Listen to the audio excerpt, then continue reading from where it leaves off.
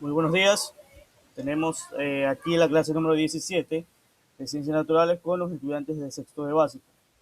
Vamos a empezar recordándoles antes de comenzar que este icono nos indica cuándo debemos pasar a nuestro portafolio. El día de hoy nos toca ver el tema número 2 de la unidad 4 de la asignatura, que se titula Dinámica de los ecosistemas. Podemos ver aquí en la imagen que los sistemas ecológicos funcionan gracias a la interacción presente entre los distintos factores, en este caso bióticos y abióticos, que se encuentran presentes en ellos.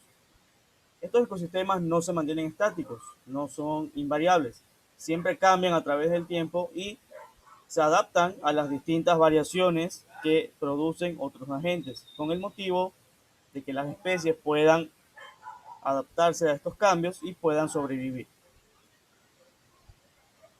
Tenemos aquí los factores ambientales de los ecosistemas. Se dividen en factores abióticos y factores bióticos. Los abióticos son los elementos inertes, como cuáles, como la humedad, como la luz, la temperatura, el suelo. Y los factores bióticos son las poblaciones que forman una comunidad y toda la influencia que reciben de los organismos. En pocas palabras, son las especies animales y vegetales que lo habitan, no solamente animales y vegetales, sino también microorganismos. Toda especie que se encuentre dentro de los distintos reinos de la vida.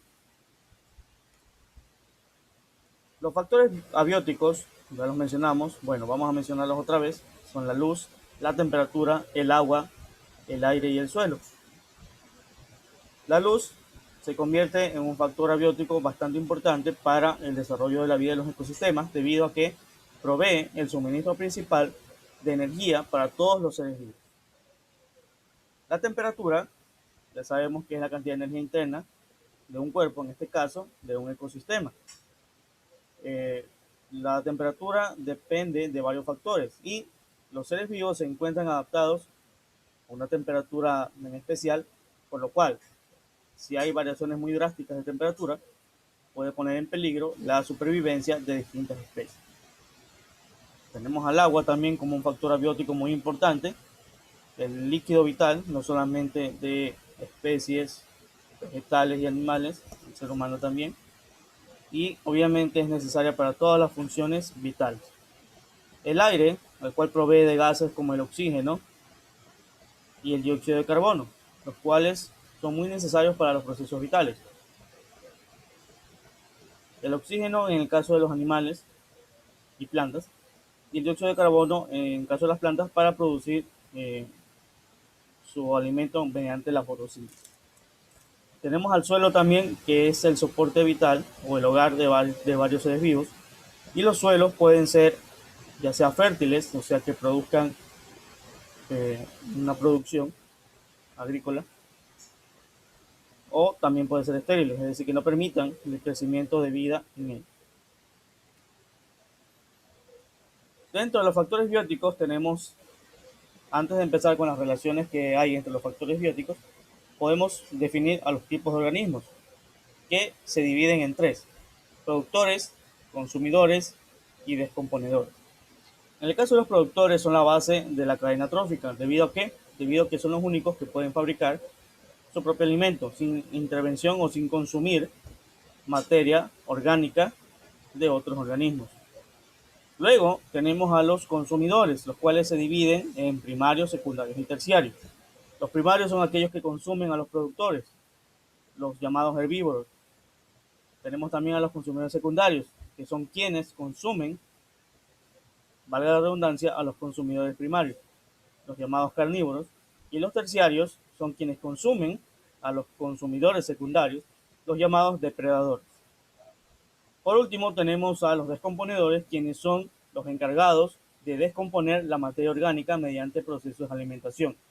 Y esta materia orgánica en descomposición va a regresar al suelo, lo cual hará que este sea bastante rico en nutrientes, y estos nutrientes sean aprovechados por organismos como las plantas, dando inicio a el ciclo nuevamente. Ahora sí, conocidos los tipos de organismos, podemos observar aquí las relaciones entre los distintos factores bióticos. En pocas palabras, las relaciones existentes entre los organismos vivos. Podemos mencionar algunas, no son todas las que están aquí. Tenemos a la depredación, a la competencia y a la cooperación. La depredación es cuando un individuo de una especie animal caza a otro de una especie distinta. Todo animal que consuma a otro de otra especie distinta también se considera un depredador, como vemos en la imagen. Tenemos aquí también la competencia, que es la lucha entre dos o más individuos para obtener un mismo recurso.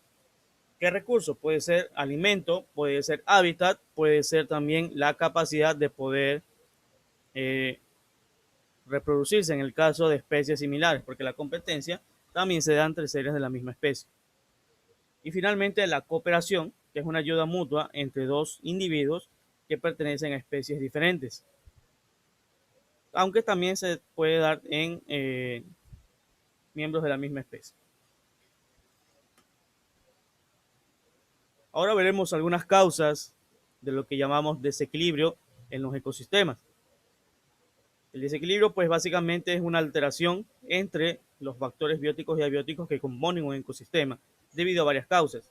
Tenemos aquí cuatro principales, que son la sobrepoblación, la introducción de especies foráneas o especies extrañas, la expansión agrícola y la contaminación. Vamos a conocer a qué se refiere cada una de ellas.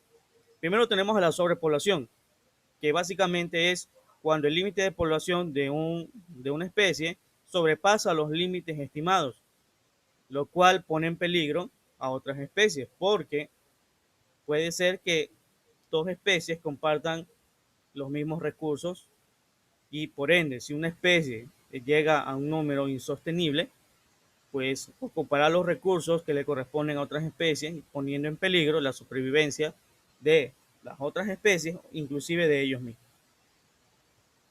Tenemos la introducción de especies foráneas, que básicamente es cuando se introducen, valga la redundancia, las especies diferentes a un ecosistema determinado, especies que no pertenecen naturalmente a un ecosistema. Puede ser animal o vegetal, ambas especies representan un peligro si son introducidas a un ecosistema que no les pertenece, porque o bien pueden llegar a morir por no adaptarse a las condiciones, o pueden adaptarse también que vayan relevando el lugar a las especies que son autóctonas, que son endémicas, lo cual ocasionaría pérdida de biodiversidad. Tenemos también a la expansión agrícola, debido a, por ejemplo, técnicas como la deforestación, la quema de los suelos, plaguicidas y fertilizantes. ¿Para qué? Para poder generar espacios de agricultura para producir alimentos o simplemente para sembrar pasto para el ganado. También lo agrícola se refiere a eso, al pastoreo de ganado, lo cual también es una grave causa de contaminación ambiental, como ya veremos más adelante. Y por último, ya que mencionamos la contaminación, que es el ingreso de sustancias extrañas o desechos que perjudican a un ecosistema. Hablamos de contaminación cuando ingresan estas sustancias perjudiciales al aire, al agua, al suelo, modificando la estructura muchas veces de los seres vivos a grados que producen enfermedades o producen procesos que perjudican la supervivencia de esta especie y de otras también. Aquí les dejo un material complementario sobre el impacto que ha generado el ser humano en los ecosistemas terrestres. Y finalmente tenemos el taller, que corresponde a 7 preguntas cuyas respuestas, como siempre, se encuentran en el material de la clase.